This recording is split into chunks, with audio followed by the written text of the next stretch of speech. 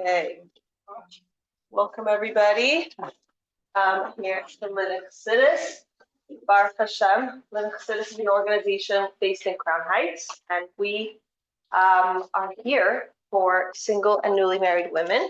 My husband runs a separate division for the men.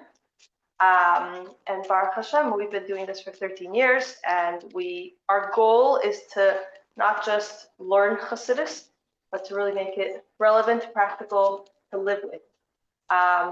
Another aspect is that part of living with Chassidus also means the Gashmias, so we also build a community around it, and we have a lot of upcoming programs, whether it's Shabbatons or other types of programs that help with the community. A soup gamach, if you're sick, if you're ever sick, you can fill out a form and we come and deliver chicken soup and other things.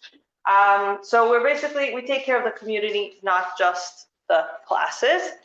Right now, over the last few weeks, actually months, because we skipped over Pesach, we've been going over an amazing series on davening. So we've taken a lot of different approaches, different viewpoints. We've discussed how when we were in seminary or in high school or in a structured program of whatever kind, it was very easy to have that davening segment. And it was easy to okay, this is my time to daven. But once we finish in a program, it makes it much, much harder to set time to daven. And not only that, but to set time to really focus on it and connect to it. So we decided to, thanks to a program that we run where people come and they give their feedback. What do they want to learn throughout the year? And one of the things was to connect more to davening. So last week we had a Rav speak about the halachas of davening as a woman.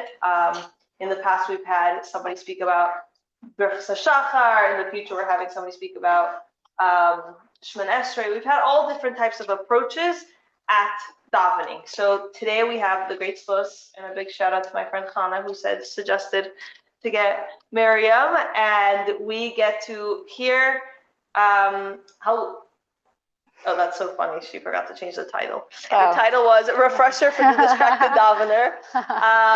And Miriam Goldberg, aside from working at the Jewish Children's Museum and for the Chabad Day School in Seattle, where she hails from, Miriam likes to spend her time on meaningful endeavors, including giving Chassidus classes on occasion, hosting Daveingings, and generally philosophizing on the meaning of life. I love that. That's great. So I'll pass the mic on to Miriam. Thank you so much. Okay. All right. Well, hello, everyone. So nice to be here with all of you. I'm going to start off with giving a little tzedakah. It's always a good thing to do before you jump into something important. So I don't think my phone's on silent, so you didn't hear the buzz, but it makes a fun sound. Okay. I'm also going to say a bracha. Baruch atah Adonai Eloheinu melech haolam shekol niyeh b'dvarei. And without further ado, I'm also going to start with a little tefillah that Hashem should really help my words come from my heart to your heart, hopefully.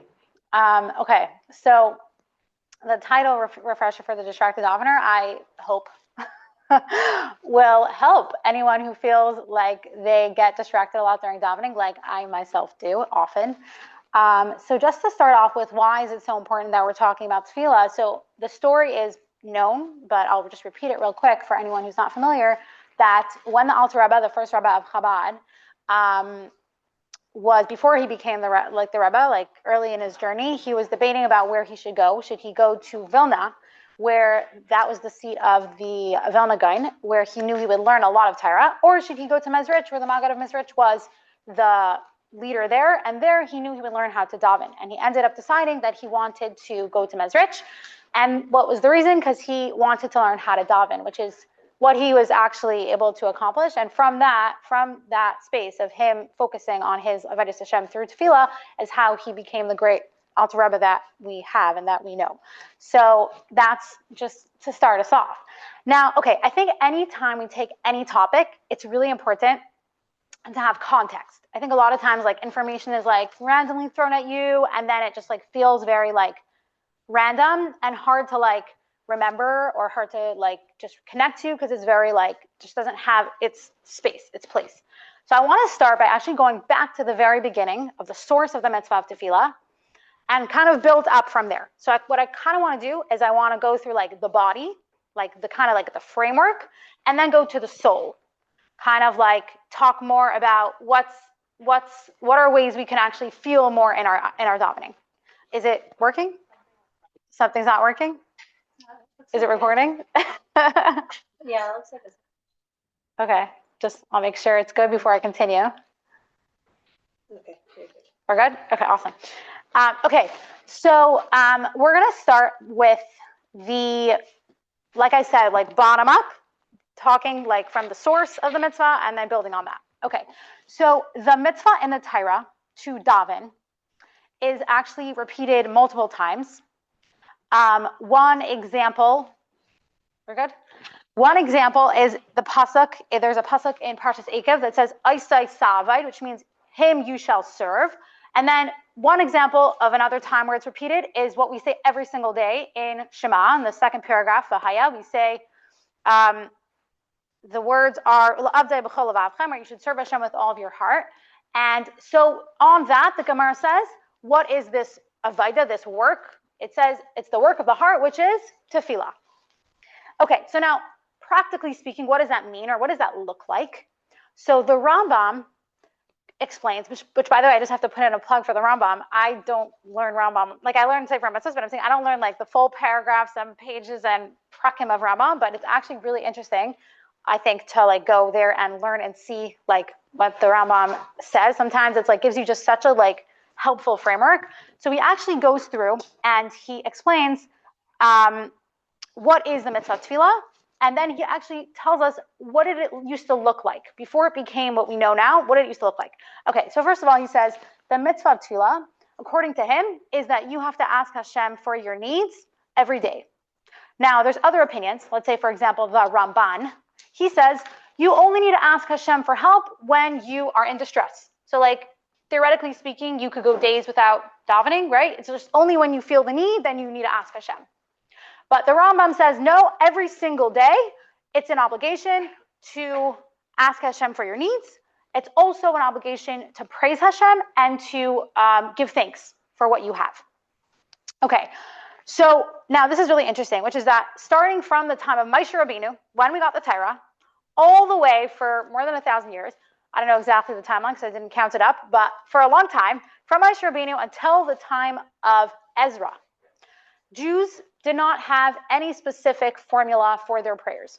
And the way it would work is people would daven as many times a day as they would like, however often they would like, and whatever words they would like, they would speak their heart to Hashem. Now what happened is when the Jewish people, when the first Beis HaMikdash was destroyed, and the Jewish people were mostly exiled from Eretz Yisrael by the king Nebuchadnezzar of Bavel, what happened is Jews became scattered through many different other places and started to become less familiar with the Hebrew language, with the Hebrew tongue. And therefore, about 75 years after that, when Ezra came back to Eretz Yisrael with a number of Jews, he realized that this was a problem, that like people kind of had lost the language and that prayer had become something a little bit more challenging because they weren't so familiar with it.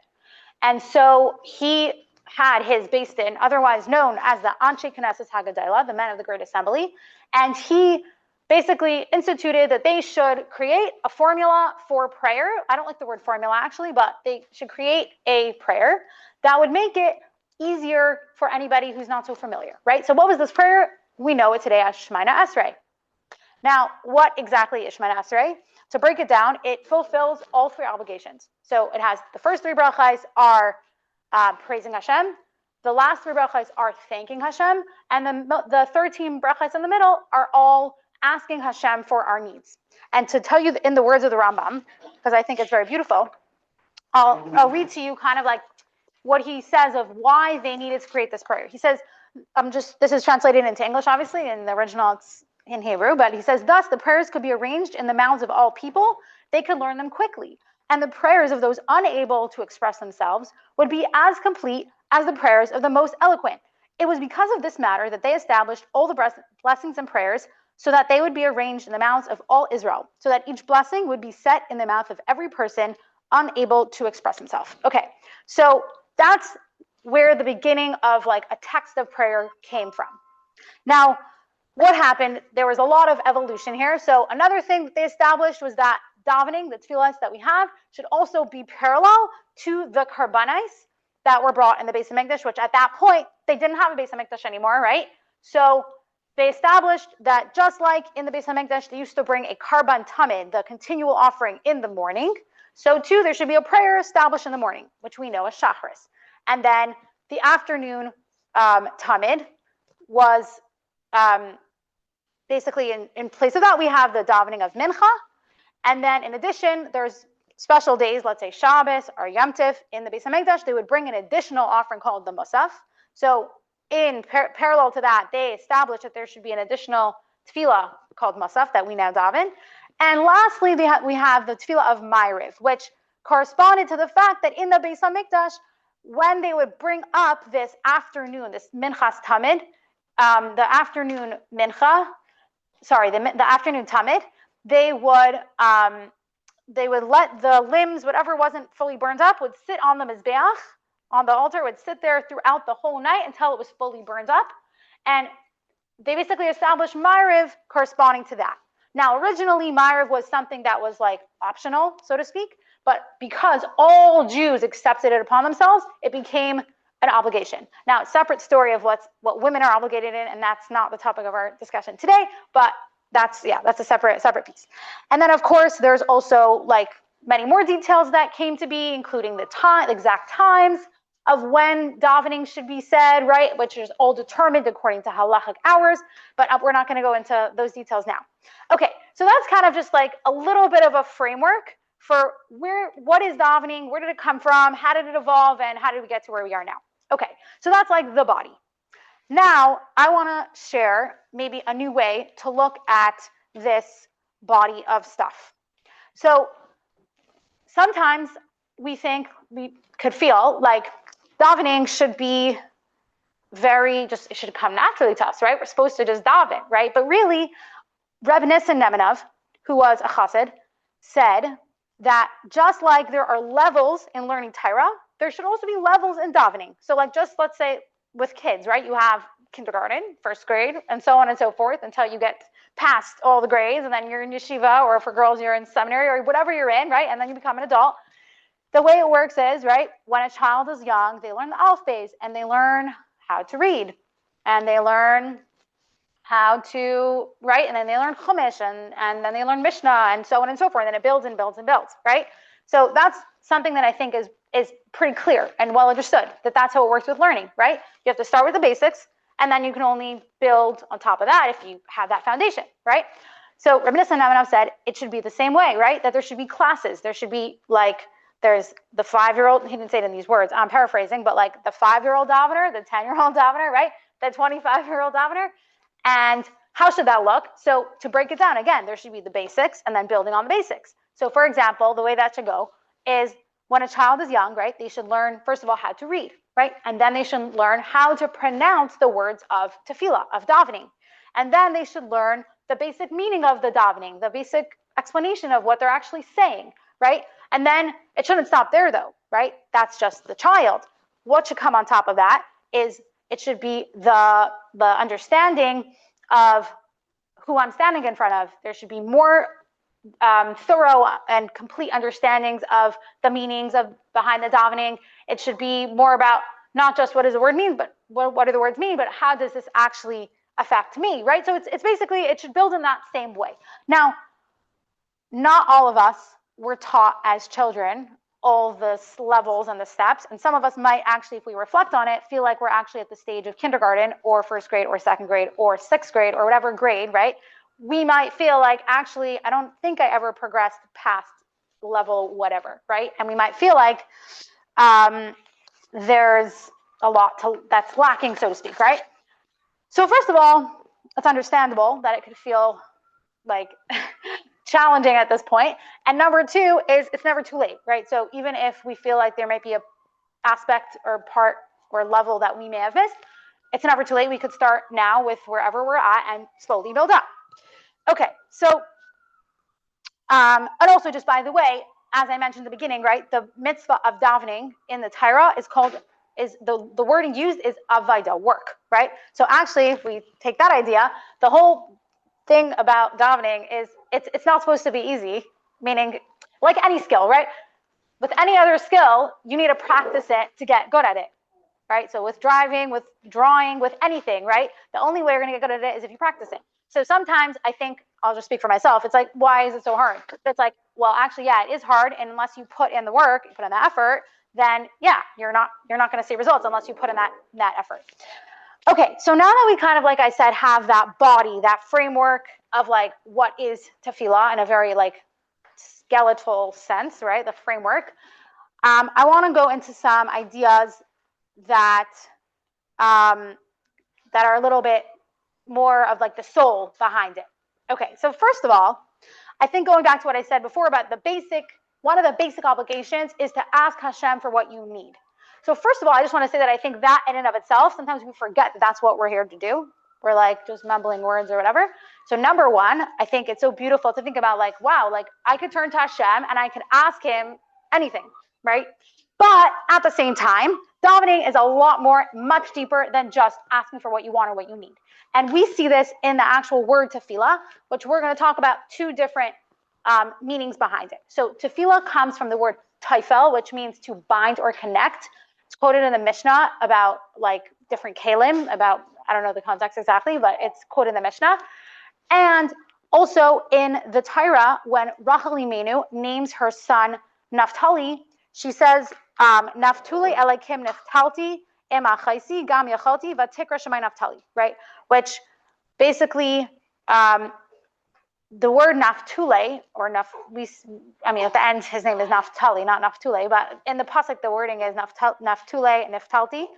And Rashi gives a couple explanations, and one of them is that he explains Rachel's, what she's saying to mean that she became bonded to her sister to merit having children. So meaning to say, what does Naphtali mean? One of the meanings is, again, same as what I just said, it means to bond, to connect, right? So this gives us a little bit of insight. And what is tefillah? Tefillah is connecting to Hashem.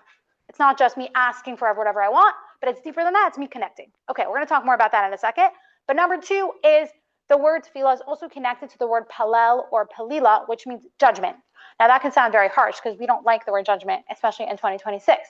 But it's actually a very important thing to have sometimes, and we can look at it as maybe like reflection or reckoning or assessing, right? So it's a time where we're not just like mumbling words again, like I said, but it's a time where we're having a self-reflection about where am I? Where am I in my mission, in my work, in my life to serve Hashem?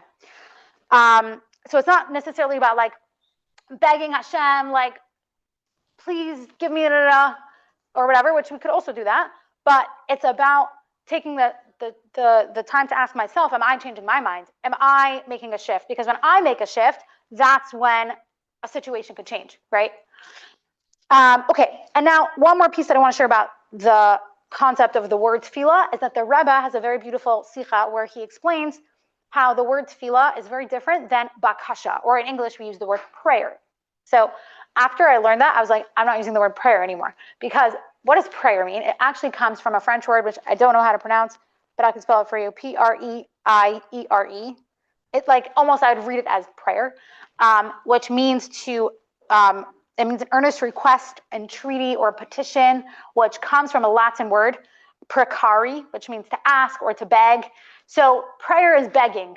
That's what it means, literally. That's where the word comes from. Whereas tefillah, like I said, is connecting. So what does the Rebbe say? He says that if tefillah is just about asking, then it's like only when I just feel like I need to ask something, right? Which could be once every month or once every year or it could also be 5 times in 1 minute. But it goes based off of my need, right? Whereas tefillah is a time when I'm actually connecting to Hashem.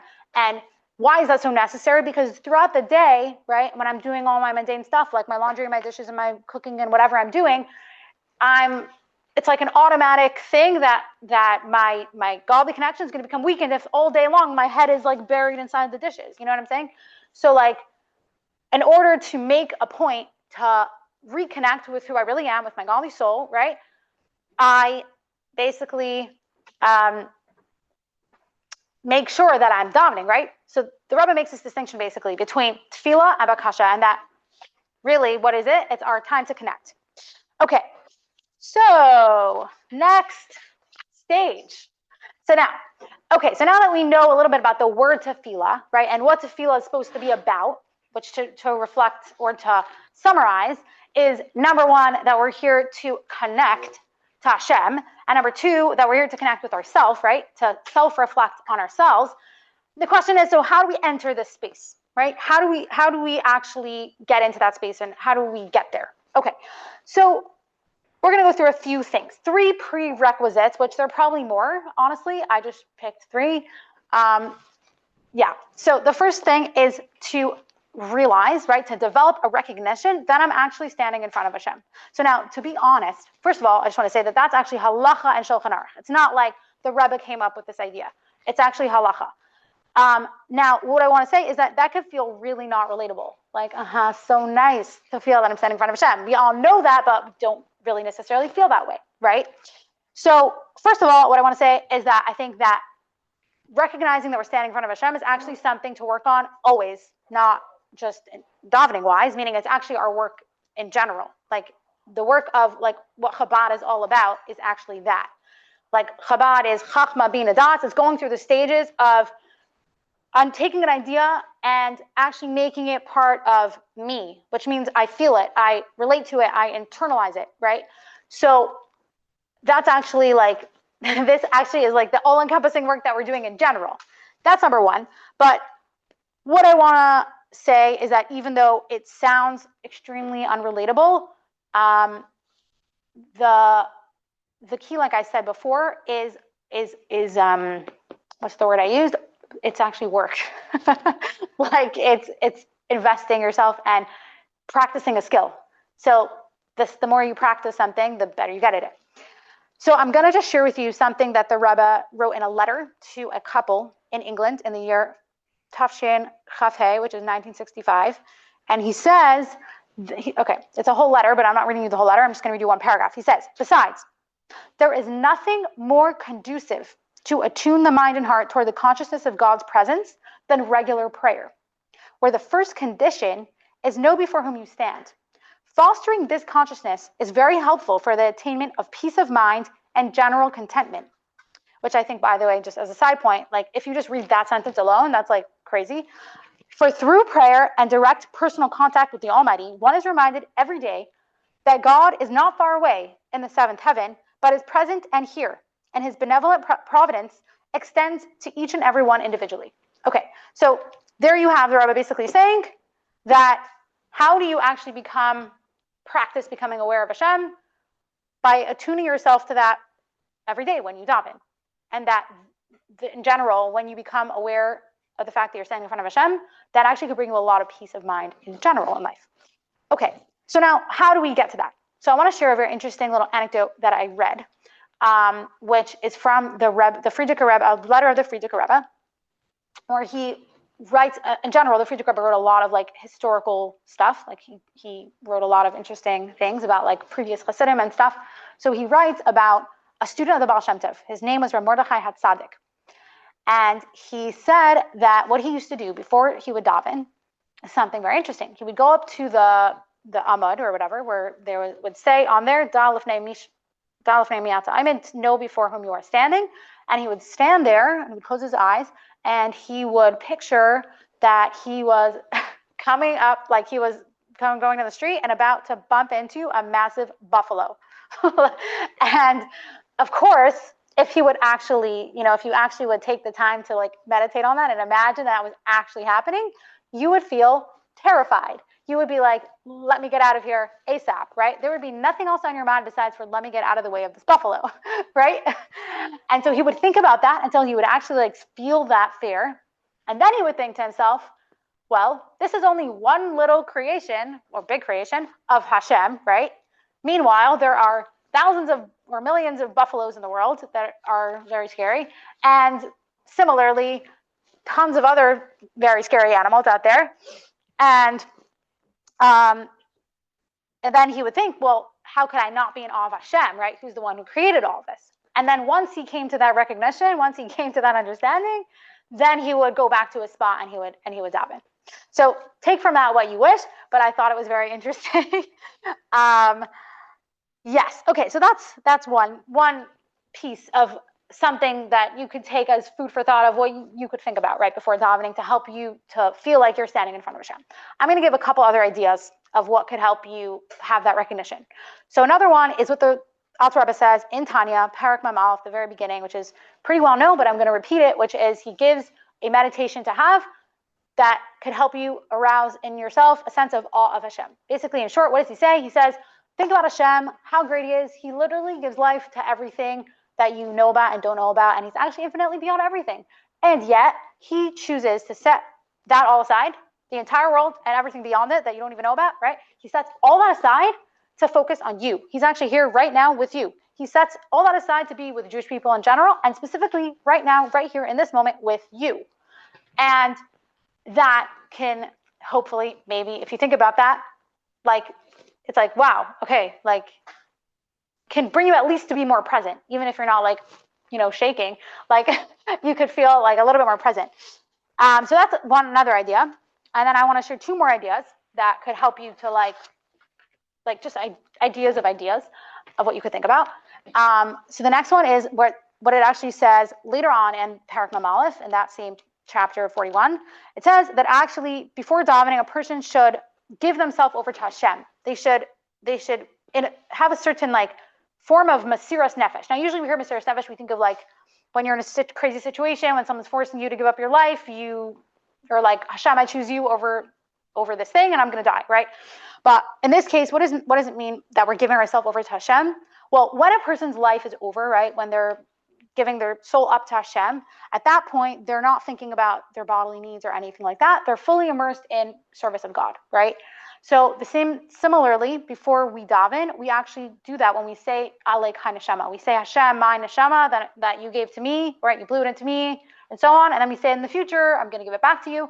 And basically, with us saying that paragraph Alek HaNeshama, what are we doing? Is we're actually like verbalizing this sentiment of like Hashem, like I'm here, I'm present, I'm showing up, and I'm like literally, I'm giving myself over to you. I'm giving my soul over to you, not like physically like I'm going to die, but like figuratively speaking, like I'm giving over myself. I'm showing up here for you, with you, giving it over. So that's another idea. One more idea that I want to share is also from Tanya. Pro tip, learn Tanya. Is what it says in Parak Mem Beis, so the following parak, chapter 42. There, it says something very interesting, which is that another way to think about or to arouse in yourself a feeling that like Hashem is right here and that awe of Hashem is to actually realize that the whole world is like Hashem's garments. So like the same way that like there could be theoretically a physical king sitting here wearing like piles of like, I don't know, robes and stuff, and to the point maybe you don't even like see him. He's like hiding under the pile. But like right? You know that the king is inside the robes. You just might not see him because it's like he's really overly dressed. So the same thing as the world. The stuff that we see, the sun, the moon, the stars, the world around us is actually like Hashem's outer layers. It's his garments. And really, like the same way if you saw a person with 1,000 layers, you know the person's inside. When we see all these layers, we see the world, we know like what's behind it all, it's Hashem, right? So that's another idea you could think about. Okay, so the main thing though is you could choose any idea you want. It could be something I said, it could be something else. The main thing really is to take the time. And I think that in our very fast-paced world, it's very hard to stop and take the time. We're very distracted and very hard to like literally even think about one thing for 30 seconds. But we have hope, I think. We can, if we choose to step into that. Literally, you could like set a timer, like in general life, not even just before davening, but like in general life to practice focusing. Take like literally 30-second timer, 1-minute timer, and like think about anything. I mean, you could choose an idea and see if your mind could stay focused on that idea for that amount of time. And like you could build up, like start with, even if 30 seconds is too much, start with 10 seconds. Start with whatever feels attainable and relevant like to you. And from that space, you could actually build the ability to focus. So I think the main thing is taking the time and being committed to it. So yeah. And then one little anecdote that I want to share with you before we move on to the second prerequisite of how we go into davening is there's a story that Hasidim used to say about a wagon driver who would drive through the freezing roads of Russia, and he had in his wagon barrels of vodka. Now, he, in these terrible freezing winter times, right, was very cold. So he had a brilliant idea. Open up the barrel and take a sip. And lo and behold, guess what happened? He became warm. Would you believe it? Right? So the Hasidim used to say this as a mashal for Hasidus, that you could be sitting near it, you could have it in your periphery, you could like know something, maybe a little whatever, but unless you take it inside, unless you drink it, unless you internalize it, it ain't gonna do nothing. So again, talking to that point of like, we don't just want to like, okay, yeah, I know 100%, whatever. It's like taking that time and also trying to like really internalize it. Okay, fine. So far we said one prerequisite before davening is recognition that you're standing before Hashem. Okay, so now moving on to prerequisite number 2 is that before we could go into davening, we have to be unified with all other Jews. Sounds like a tall task, but we say it every morning, right? We say, Hareini Mekaba La Mitzvah Seishal V'Yahavta L'Rechek. I accept upon myself the mitzvah of Ahavas Yisrael, of loving another Jew. And it actually says in Hayam Yam that the Alter Rebbe writes in the Siddur that you're supposed to say it, right? Now, and then the Hayam Yam says that it implies that fulfilling this mitzvah is the gateway. It's the gateway through which a person is able to come and stand before Hashem. Okay, so the question is this: what does that mean, and like how are we supposed to do that? So there's a very beautiful idea from the Tzemach Tzedek, where he explains basically that all Jews are one body, one kaima acha shlema, one like cosmic body, one soul, and every Jew is like a limb of that body. Okay, that's one piece of information. Second piece of information is, like I mentioned, right, that the davening is in place of the karbanos. So when we come to stand before Hashem, it's like we're the karban. Now, according to halacha, we don't know this now necessarily because we don't have karbanos now, but according to halacha, a karban cannot be brought if it's missing a limb. So now let's translate. Let's put the two pieces together. So what are we saying? We're saying that if I separate myself from another Jew, that means my karban, my animal, is missing a limb. It's missing that Jew. So I can't come stand before Hashem and offer myself up. I have to find a way to make sure I'm whole, right? And like unified together with all other Jews. Okay, but how are we supposed to, like, what do we do though if there's somebody who like really bothers us or really triggers us? Like, how can we look at that in a new way? So, okay, there's a famous teaching of the Baal Shem Tov, which is that if you see a flaw in someone else, it means that flaw is in you. It's a mirror, basically. Now, if you look at that teaching on the surface, that's basically under the assumption, like that's kind of assuming that me and the other person are two separate people. But in truth, Tzemach Tzedek explains, he says, that Adam HaRishon, before the Chet Eitz Hadas, he was one body, right? And one soul. And that body and soul basically was like all-inclusive of all humanity for all time, basically, and all Jews. Now, what happened is when he did the Chet Eitz Hadas, there was like a breakage, there was like a splintering, and basically that soul broke into bodies, which is all the Jews that were to come from him for all time. And basically we have this illusion that people are separate.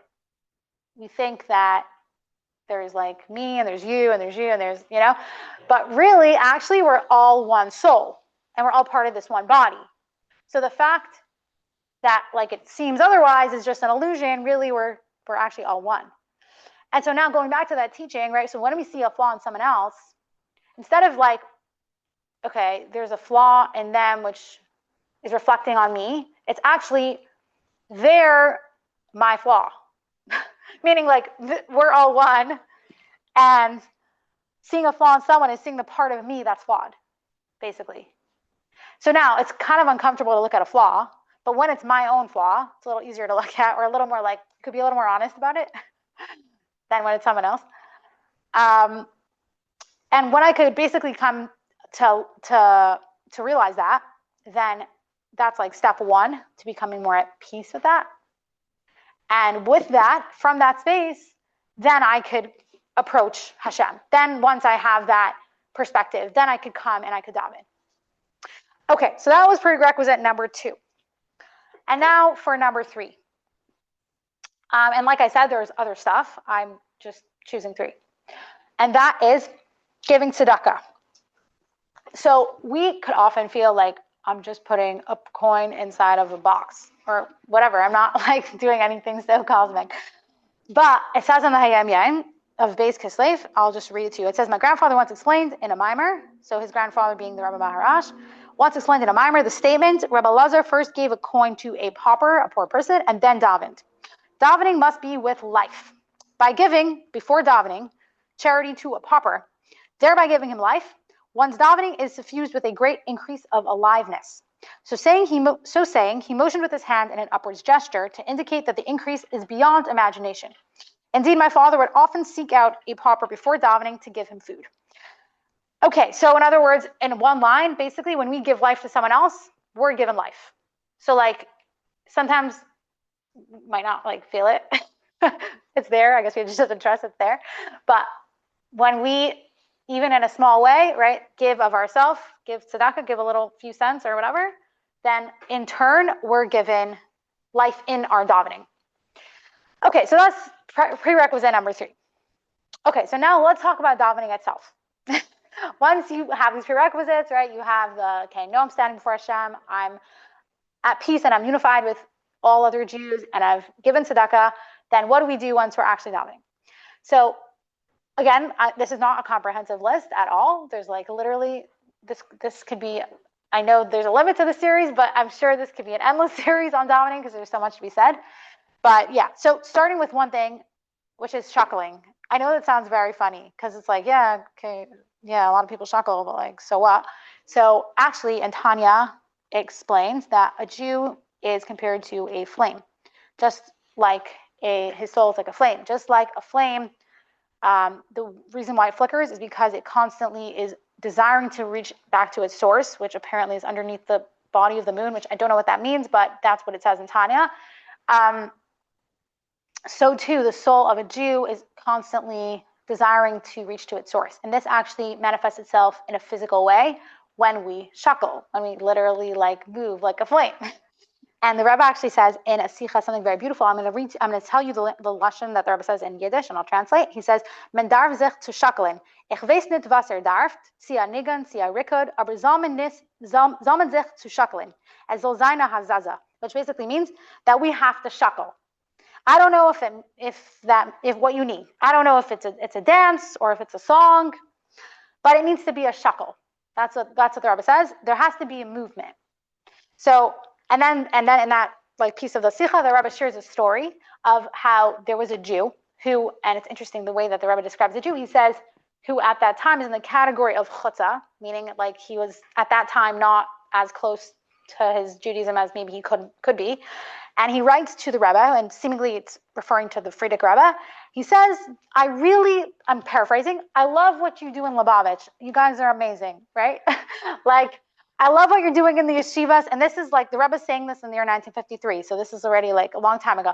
He says, I really like what you're doing in Lubavitch and the yeshivas. But one thing I don't understand. What's this shuckling that they're like, like shuckling around and stuff. He's like, they should all sit, should be misudar.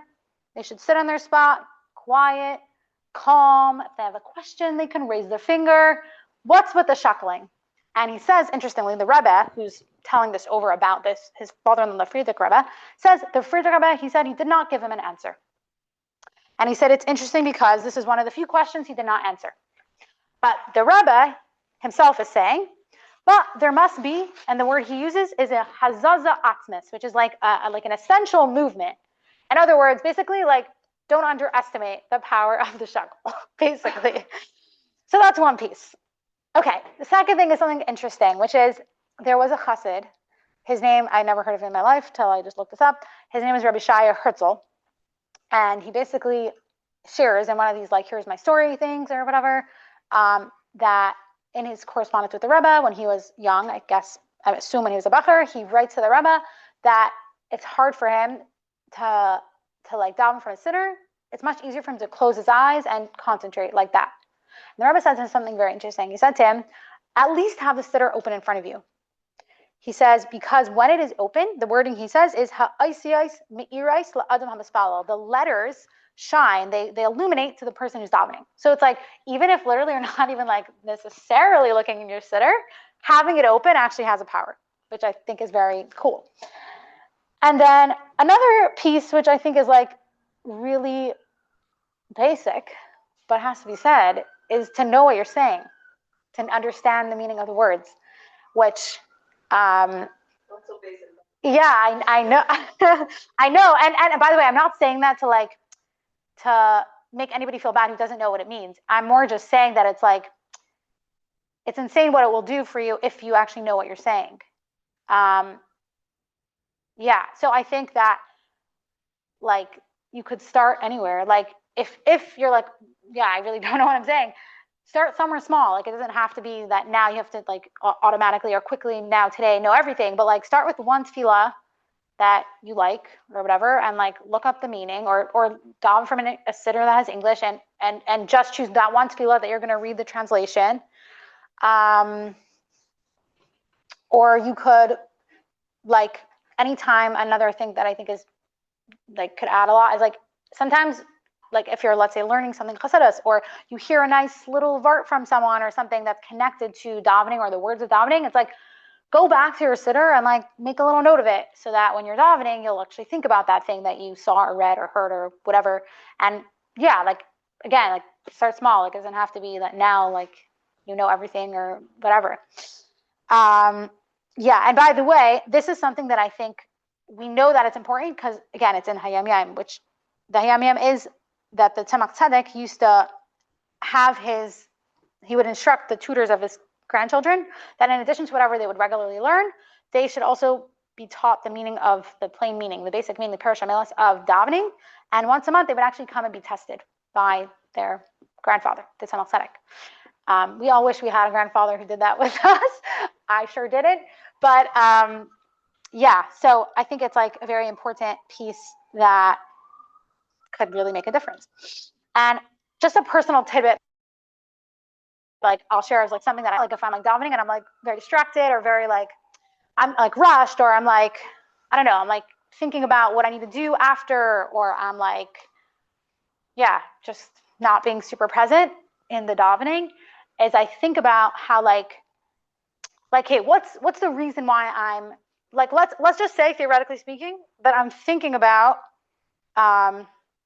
a mitzvah that I have to do later, right? Like let's say I have to like I don't know go help my mother, I don't know, right? Let's say she needs help and I have to go help her. Let's say that's what I'm thinking about, right? So like I think to myself, okay, well, what's the whole reason why I want to go help my mother? Well, the whole reason I want to help my mother is because that's what Hashem wants me to do, right? But then it's like, okay, but what does Hashem want me to do right now, right? Or like the whole reason why I'm doing anything in my life, like anything, is because I want to do what Hashem wants, right? Like I want to serve Hashem, I want to do the right thing. So right now, in this moment, I have the opportunity to literally have a conversation with him. So like, if I'm like, it's just ironic. It's like, imagine like, take the metaphor of like any relationship, right? So it's like a friend, a spouse, whoever it is, right? Like, let's say they're sitting in front of you and they want to have a conversation with you. And let's say you want to make them a coffee, but you're like so busy making them a coffee, right? You're not like actually just listening to them or like talking to them. They're like literally sitting in front of you. So like I sometimes think about that. I'm like, hey, like I'm actually like I'm in front of Hashem right now. So like even if I want to go run and make him a coffee or whatever, right? Whatever it is, other stuff I want to do that are good things in my life, like I'm missing the point right now if I'm like not being present. That's just something I like to think about. Okay, and I want to end off. Just make sure this is the end. Yeah. With a few points of like encouragement, because I think sometimes we're like okay, like this is lost cause. Or like, yeah, like I'm really not doing so well at this. So like, yeah, just discouraging, disheartening. So yeah, so again, going back to Tanya, some really great things in there. So it says in Parak Chavches, chapter 28 of Tanya, that it basically is addressing exactly this point. If a person is in the middle of davening and they're struggling with feeling distracted, basically there's all these thoughts, foreign thoughts that are popping into their head nonstop, right? What should they do? Or how should they view this situation? So automatic response to that would be like, my davening must be terrible, right? If like all these crazy things are coming to my head, it must be that my davening is no good. But no, the Alter Rebbe says, in fact, what happens when you have two people who are fighting each other, right? So you have person A and person B, right? So person A strikes a blow to person B, right? Now, they really hit hard person B. So now person B is going to like stand up with double strength and whack back the other person, right? So the same thing is happening when we're davening, right? So we have two souls that are basically warring with each other. So we have our godly soul and our animal soul, our nefesh l'kis, nefesh bahamis. So what happens? Our nefesh l'kis strikes a blow, doing an amazing davening. Now what happens? The nefesh bahamis is like, wait a second. This davening? No. I'm going to come and I'm going to ruin it for you, right? So it stands up with even more power, right? And sends all these crazy thoughts into your head. So now what are we taking from this? It's that when you are faced with a situation where you're having these thoughts that are distracting you or whatever it is, it's not a sign that you're doing horribly. It's actually a sign that you're doing amazing. And so now practically, what should you do? What should you do in that situation where you're like feeling distracted or whatever? Is you should ignore. Imagine if somebody was standing in front of you, right? Like imagine your nefesh bahamis, your animal soul was another person, like this annoying person who's standing in front of you, who's blabbing and yapping and making noise and all these things. Or let's just say that take the example of sometimes if you have like in classroom management, if a kid is like trying crazily to get your attention, right? What's the eitzah? Ignore, right? Don't give them any of your attention. Just focus on whatever you're supposed to be doing, right? So that's what the Alter Rebbe says. He says, ignore it, don't engage with it. Just try to like refocus your attention. And then he says that if it's still not working, if you're still being flooded with all these thoughts, then you should like subdue yourself to Hashem and be like, Hashem, can you help me? Like, can you just help me? Like, this is really crazy. Like, have some compassion on me. Like, this is difficult. And not only are you asking Hashem to help you for your sake, you're actually like, Hashem, have mercy on me. Help me for your sake. For the piece of you that's inside me. Like it's having a really hard time. So could you please help me out? So that's one piece that I wanted to share. Another thing is, this is from Tanya. This is from the last section called Kuntras Achron. Usually it's like very esoteric generally, but this is one piece that's very practical, which is that it says that, I'm going to read the wording and then I'll translate, I'll explain. It says, V'hachi nami b'tfila shalem kavana shemachashev machshav azares. Ella pepnei shekavanase l'shamayim lachim yesh tikun bekal lachzer v'lales kishmispal bekavana afilu tefila achas menuketas mitfilas kol hashana. So what does that mean? It basically means that even if you experience a lot of foreign thoughts during davening, and maybe like if you do a statistical analysis, your davening throughout the year might not have been that amazing overall, average, but there's a pretty quick fix, which is that your tefillahs could still reach on high. They can still, ascend. If you daven every tefillah with kavana at least once throughout the year, then they'll gather together and elevate together with them all the other tefillahs. So it's like if you did like on Monday, you davened the Ashrei properly, and on Tuesday, you said Shema with Kavana, right? And then next month, you had a random Friday where you felt inspired, and you davened Shema Esrei with more Kavana, whatever it is, right? And together, kind of like throughout the year, you managed to put together at least one davening of each one that was proper, like with Kavana. That will take care of all the tefillahs of the whole year. Now, of course, that's not to say that like, okay, let's give up here and rely only on that. But just to like, for a little bit of encouragement that like, even that actually could do a lot. Like even one tefillah throughout the year of each tefillah. And last piece that I'll share is that there is a Hayam Yam, this is from Yud Aleph Adar Aleph, that basically says that there are different kavanas, that like all these, there's mystical intentions that you're supposed to have during different parts of davening and all the stuff. But it says for those intellectually incapable of meditating on those kavanas, either because they lack knowledge or because they cannot remember the specific kavanas during prayer, it is sufficient that they keep one general kavana in mind, that his prayer be heard by God with all the kavanas described in the Kabbalah literature. So basically, in short, even if you're like, I don't know, like this is too complicated for me, like I can't really like, I don't know, I can't think about anything so complicated, just having the basic kavana that you want your prayer to be heard by God, that you want Hashem to hear your tefillah, and it should, include all the kavanas that it's supposed to have, that will accomplish whatever it's meant to accomplish. So with that, I hope maybe you gained something small that you could take with you for your daily prayers. And thank you all so much for joining. If anyone has any questions, comments, thoughts, happy to hear it. Yeah. Yeah, you said something, I don't remember who it was that said it, that you should open down and read something. The Ramban. You're saying at the beginning what I said? Yeah. Yeah. Doesn't that feel like a fake davening? Like that, because if you're only davening if you need something, that means that Hashem isn't that important to you. Like you're good, if things are going well in your life, then you don't need to turn to Him. And only when you're in distress and you have something going on, in crisis, then you turn to Him. It doesn't seem like a real authentic relationship. So I'll agree with you. And that's why, meaning there's like in general in Torah or whatever, right? There's the body and the soul, right? So the body there's the obligation that you have to ask Hashem for what you need. That's part of the obligation.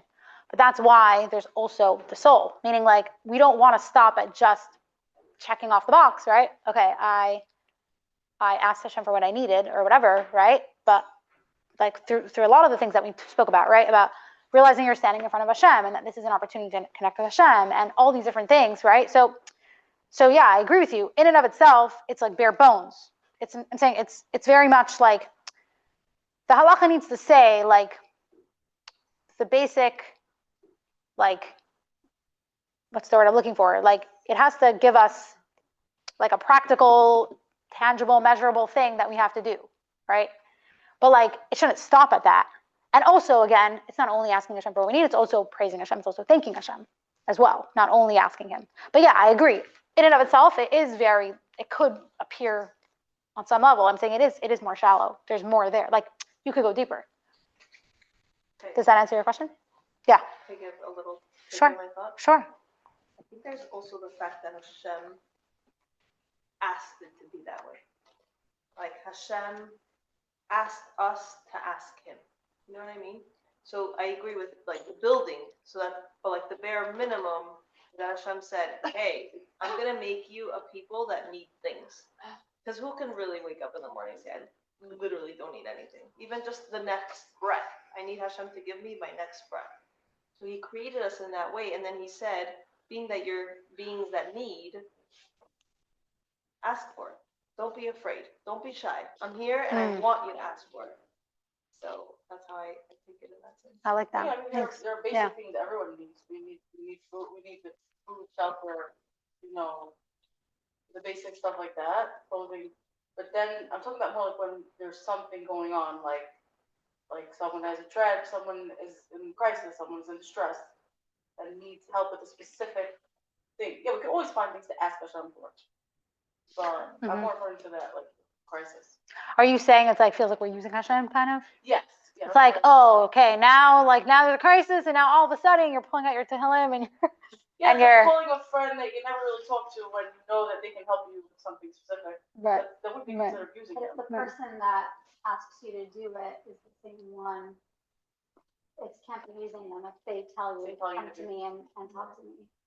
And you can't really. Right, kind of like what you're saying, like Hashem is the one who asked you to do that. Hashem implemented this system. Right. That we should do that. I don't think he feels like we're using him. Yeah, I agree. And And also, and if you are like he asked you to, then like okay, so don't I don't think it's like helpful to feel guilty about that.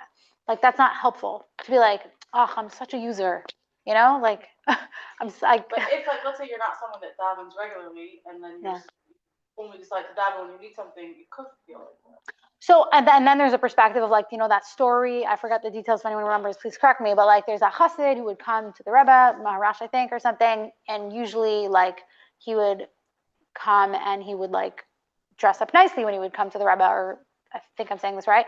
And then one time he was like, "Why am I fooling the Rebbe?" Yeah. Yeah, just up like more chassidish. Like Yeah. He would like show up more like looking like a chassid versus like a businessman or whatever.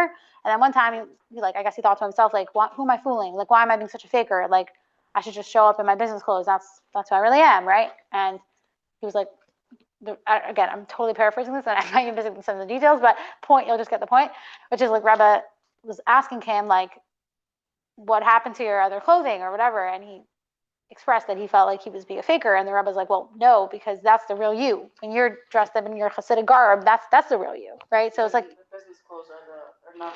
Yeah, exactly. So you could say the same thing here. It's like when you're like, oh, I never daven. Now all of a sudden I'm davening. Well, that's the real you, is the you that wants to daven. So who's the me that doesn't want to daven? That's the other part of you. That's your animal soul part of you that has a hard time with it because it's hard, and it is hard. So really, the real you is we all just want to do good all the time. That's the real you.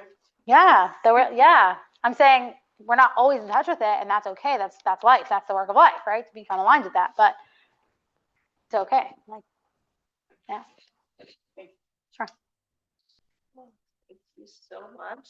Thanks for having me. I'll technically close it. Yeah. If there's more questions, more for Rain, let's keep it going. So on behalf of all of us, I want to thank you so much. That's so Present sweet. you with a morning birthdays. That's so They sweet. bring you a lot of brachas in your life. Amen. I'll take it. I love having a brachas card. It's so and useful. we really appreciate it. Actually, Sure. I personally appreciate it because you're giving me more work because you said a lot of stuff I was meant to say on Wednesday. So I'm like, okay. Ooh, I'm sorry. I'm gonna step up my game. And it was really powerful. Thank you so much. Thank you. And if you're okay with it, we take a selfie with our Sure. speaker. With pleasure. So I'm gonna just come on over here. Sure thing. And if you want to just turn around. Turn this myself, way. yeah. Yes. 1, 2. I'll give you a minute. Everybody settled on the good side, smiling. 1, 2, 3. Yay! Thank you so much. My pleasure. Welcome.